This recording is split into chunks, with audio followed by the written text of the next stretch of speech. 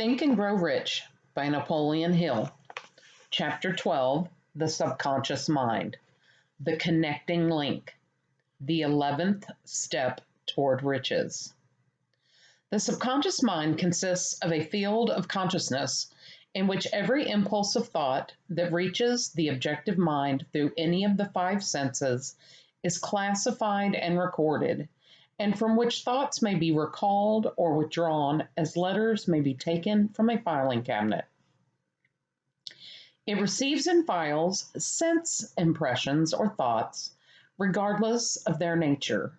You may voluntarily plant in your subconscious mind any plan, thought, or purpose which you desire to translate into its physical or monetary equivalent.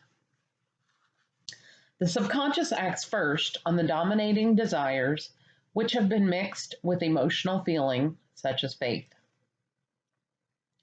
Consider this in connection with the instructions given in the chapter on desire for taking the 6 steps there outlined, and the instructions given in the chapter on the building and execution of plans, and you will understand the importance of the thought conveyed.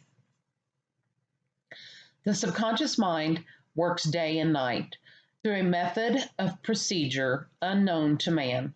The subconscious mind draws upon the forces of infinite intelligence for the power with which it voluntarily transmutes one's desires into their physical equivalent, making use always of the most practical media by which this end may be accomplished. You cannot entirely control your subconscious mind, but you can voluntarily hand over to it any plan, desire, or purpose which you wish transformed into concrete form. Read again instructions for using the subconscious mind in the chapter on autosuggestion. There is plenty of evidence to support the belief that the subconscious mind is the connecting link between the finite mind of man and infinite intelligence. It is the intermediary through which one may draw upon the forces of infinite intelligence at will. It alone contains the secret process by which mental impulses are modified and changed into their spiritual equivalent. It alone is the medium through which prayer may be transmitted to the source capable of answering prayer. The possibilities of creative effort connected with the subconscious mind are stupendous and imponderable. They inspire one with awe.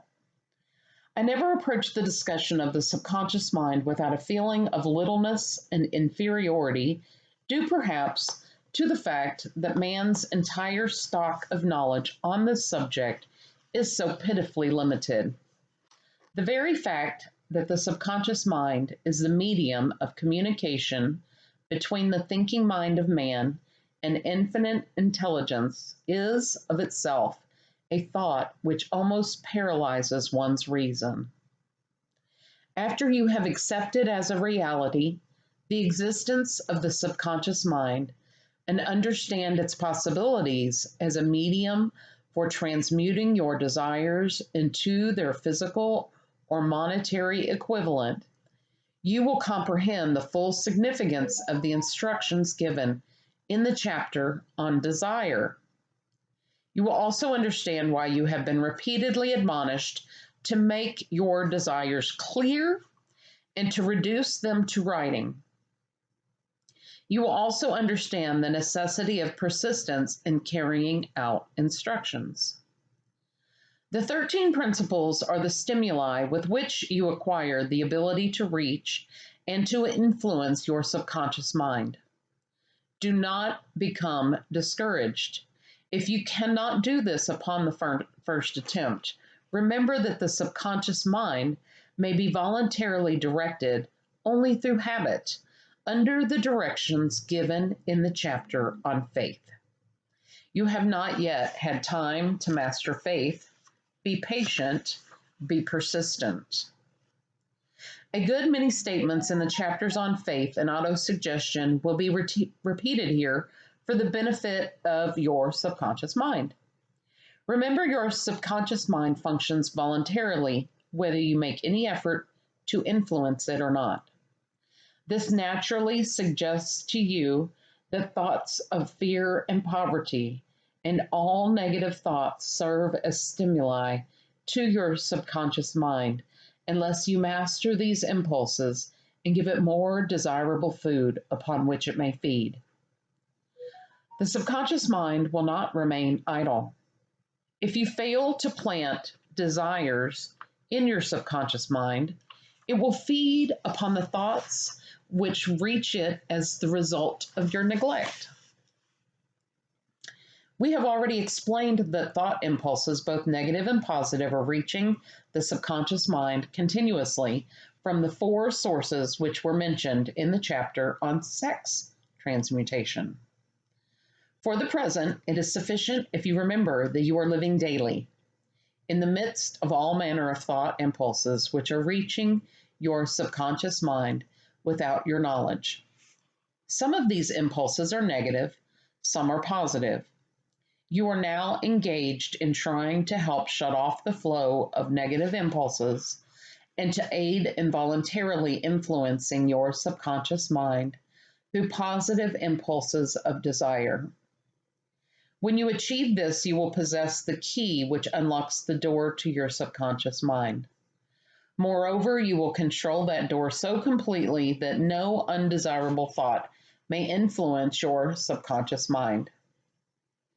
Everything which man creates begins in the form of a thought impulse. Man can create nothing which he does not first conceive in thought. Through the aid of the imagination, thought impulses may be assembled into plans. The imagination, when under control, may be used for the creation of plans or purposes that lead to success in one's chosen occupation. All thought impulses intended for transmutation into their physical equivalent, voluntarily planted in the subconscious mind, must pass through the imagination and be mixed with faith. The mixing of faith with a plan or purpose intended for submission to the subconscious mind may be done only through the imagination. From these statements, you will readily observe that voluntary use of the subconscious mind calls for coordination and application of all the principles. Ella Wheeler Wilcox gave evidence of her understanding of the power of the subconscious mind when she wrote, "You never can tell what a thought will do in bringing you hate or love, for thoughts are things and their airy wings are swifter than carrier doves. They follow the law of the universe, each thing creates its kind, and they speed o'er the track to bring you back whatever went out from your mind." Mrs. Wilcox understood the truth that thoughts which go out from one's mind also embed themselves deeply in one's subconscious mind, where they serve as a magnet, pattern, or blueprint by which the subconscious mind is influenced while translating them into their physical equivalent. Thoughts are truly things for the reason that every material thing begins in the form of thought energy. The subconscious mind is more susceptible to influence by impulses of thought mixed with feeling or emotion than by those originating solely in the reasoning portion of the mind. In fact, there is much evidence to support the theory that only emotionalized thoughts have any action influence upon the subconscious mind. It is a well-known fact that emotion or feeling rules the majority of people. If it is true that the subconscious mind responds more quickly to and is influenced more readily by thought impulses, which are well mixed with emotion, it is essential to become familiar with the more important of the emotions. There are 7 major positive emotions and 7 major negative emotions. The negatives voluntarily inject themselves into the thought impulses, which ensure passage into the subconscious mind. The positives must be injected through the principle of autosuggestion into the thought impulses which an individual wishes to pass on to his subconscious mind. Instructions have been given in the chapter on autosuggestion. These emotions or feeling impulses may be likened to yeast in a loaf of bread because they constitute the action element which transforms thought impulses from the passive to the active state. Thus may one understand why thought impulses, which have been well mixed with emotion, are acted upon more readily than thought impulses originating in cold reason. You are preparing yourself to influence and control the inner audience of your subconscious mind in order to hand over to it the desire for money, which you wish transmuted into its monetary equivalent. It is essential, therefore, that you understand the method of approach to this inner audience. You must speak its language, or it will not heed your call. It understands best the language of emotion or feeling. Let us therefore describe here the 7 major positive emotions and the 7 major negative emotions, so that you may draw upon the positives and avoid the negatives when giving instructions to your subconscious mind. The 7 major positive emotions: the emotion of desire, the emotion of faith, the emotion of love, the emotion of sex, the emotion of enthusiasm, the emotion of romance, the emotion of hope. There are other positive emotions, but these are the 7 most powerful and the ones most commonly used in creative effort. Master these 7 emotions. They can be mastered only by use. And the other positive emotions will be at your command when you need them. Remember in this connection that you are studying a book which is intended to help you develop a money consciousness by filling your mind with positive emotions. One does not become money conscious by filling one's mind with negative emotions. The 7 major negative emotions to be avoided: the emotion of fear, the emotion of jealousy, the emotion of hatred, the emotion of revenge, the emotion of greed, the emotion of superstition, the emotion of anger. Positive and negative emotions cannot occupy the mind at the same time. One or the other must dominate.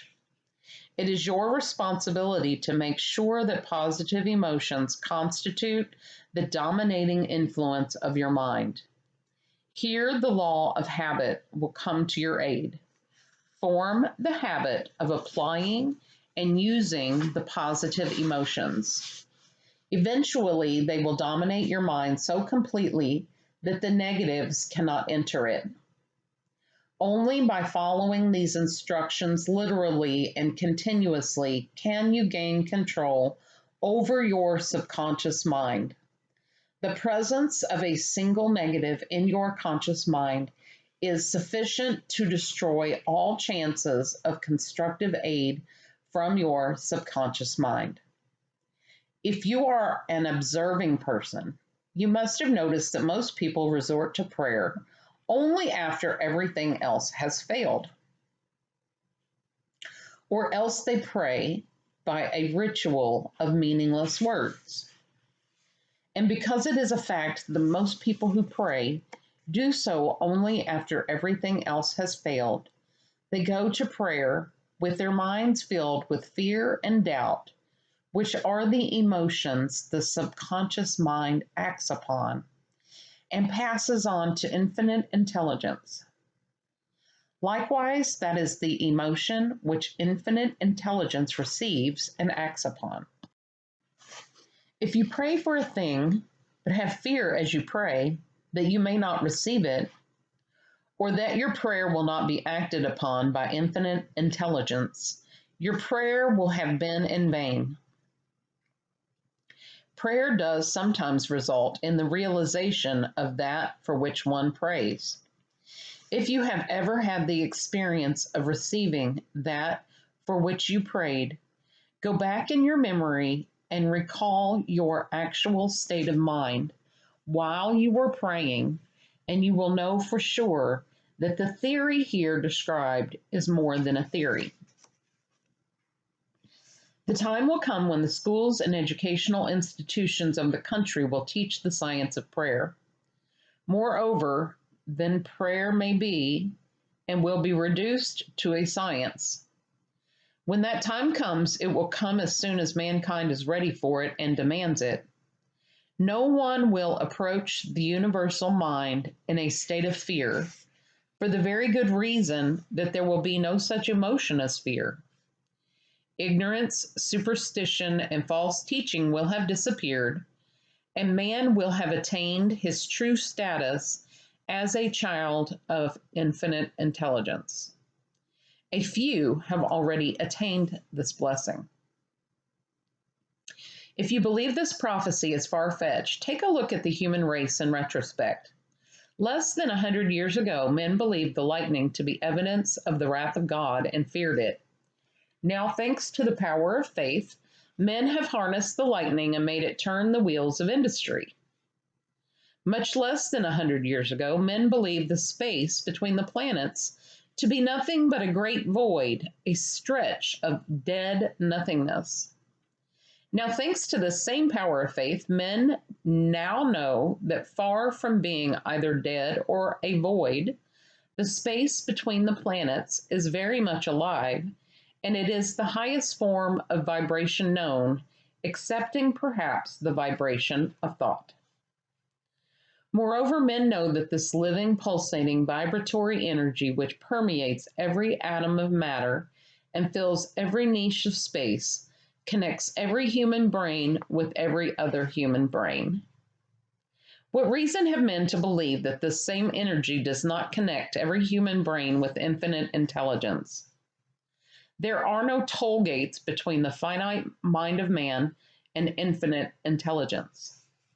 The communication costs nothing except patience, faith, persistence, understanding, and a sincere desire to communicate. Moreover, the approach can be made only by the individual himself. Paid prayers are worthless. Infinite intelligence does no business by proxy. You either go direct or you do not communicate. You may buy prayer books and repeat them until the day of your doom without avail. Thoughts which you wish to communicate to infinite intelligence must undergo transformation, such as can be given only through your own subconscious mind. The method by which you communicate with infinite intelligence is very similar to that through which the vibration of sound is communicated by radio. If you understand the working principle of radio, you of course know that sound cannot be communicated through the ether until it has been stepped up or changed into a rate of vibration which the human ear cannot detect. The radio sending station picks up the sound of the human voice and scrambles or modifies it by stepping up the vibration millions of times. Only in this way can the vibration of sound be communicated through the ether. After this transformation has taken place, the ether picks up the energy, which originally was in the form of vibration of sound, carries that energy to radio receiving stations, and these receiving sets step that energy back down to its original rate of vibration, so it is recognized as sound. The subconscious mind is the intermediary which translates one's prayers into terms which infinite intelligence can recognize, present the message, and bring back the answer in the form of a definite plan or idea for procuring the object of the prayer. Understand this principle, and you will know why mere words read from a prayer book cannot and will never serve as an agency of communication between the mind of man and infinite intelligence. Before your prayer will reach infinite intelligence, a statement of the author's theory only, it probably is transformed from its original thought vibration into terms of spiritual vibration. Faith is the only known agency which will give your thoughts a spiritual nature. Faith and fear make poor bedfellows. Where one is found, the other cannot exist.